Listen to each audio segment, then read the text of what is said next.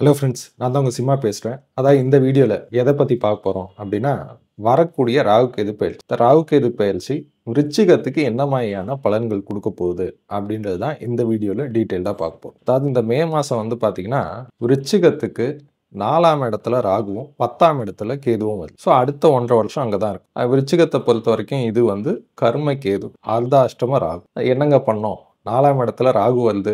அர்த்தாஷ்டம ராகு ரொம்ப பயப்படணுமா? மோசமான பீரியடா? அப்படின்னா அப்படியெல்லாம் கிடையாது.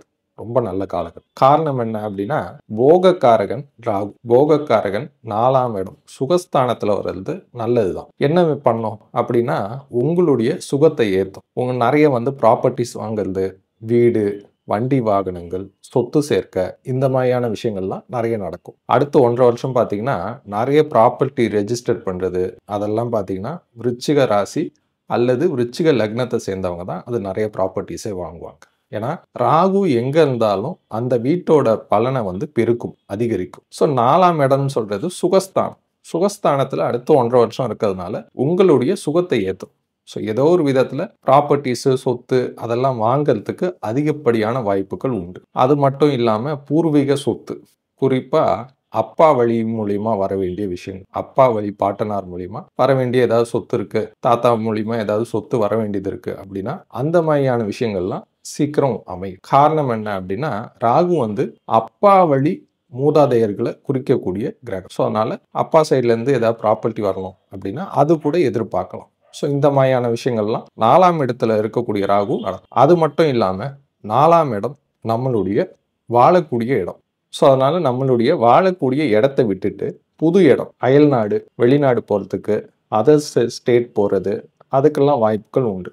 நம்ம வாழக்கூடிய இடம், இப்போ நீங்க தமிழ்நாட்டில் இருக்கீங்க அப்படின்னா தமிழ்நாடை விட்டுட்டு அதாவது பெங்களூரு, ஹைதராபாடு, மும்பை அந்த மாதிரி போகலாம். அப்படி இல்லைன்னா ஃபாரின் போகிறதுக்கும் அதிக வாய்ப்புகள் உண்டு. ஏன்னா ஃபாரின் பிளானட் பார்த்தீங்கன்னா ஜோசியத்தில் ராகு தான். ஸோ ராகு 4ஆம் இடத்துக்கு வரும்போது நிறைய பேருக்கு ஃபாரின் போகிற யோகம் அமையும். ஃபாரின் இல்லைன்னா கூட வெளியூர் போகிறதுக்கு அதுக்கெல்லாம் பாசிபிலிட்டிஸ் நிறைய இருக்கு. ஸோ இந்த மாதிரியான விஷயங்கள்லாம் 4ஆம் இடத்துல இருக்கக்கூடிய ராகு செய்வார். அடுத்தது 10ஆம் இடத்துல இருக்கக்கூடிய கேது, கர்ம கேது. ஏன்னா அதுதான் கர்மஸ்தானம்னு சொல்லுவோம். ஸோ கர்மஸ்தானத்துல கேது இருக்கிறது என்ன பண்ணும் அப்படின்னா, தொழில்ல இம்ப்ரூவ்மெண்ட்டும் கொடுக்கும். அதே காலகட்டம் தொழில்ல வந்து வேலை பளு அதிகமா இருக்கும். கேது வந்து முதல்ல என்ன விஷயம்னு புரிஞ்சுக்கணும். கேது வந்து மோட்சக்காரன். ஸோ அவர் எங்க வந்தாலும் மோட்சத்துக்கு உண்டான வேலையை பார்க்க விடுவாரே தவிர அந்த வீட்டோட பலன்ல அதிக ஈடுபாடு செலுத்த விடாது. ஸோ 10ன்றது தொழில் பாவம், தொழில் ஸ்தானம். ஸோ அதனால அடுத்த 1½ வருஷத்துக்கு கொஞ்சம் தொழிலில் வந்து நாட்டம் பெருசாக இல்லாமல் இருக்கும். அது சில பேருக்கு அந்த மாதிரி. ஏன்னா கேது வந்து ஒரு விதமான விரக்தி, ஒரு சலிப்பை கொடுக்கும்னு வச்சுக்கோங்களேன். தினமும் இதே வேலையை பார்த்துட்டு ரொம்ப போர் அடிக்குது அப்படின்ற மாதிரி சொல்ல வை. அது சில பேருக்கு உண்டு.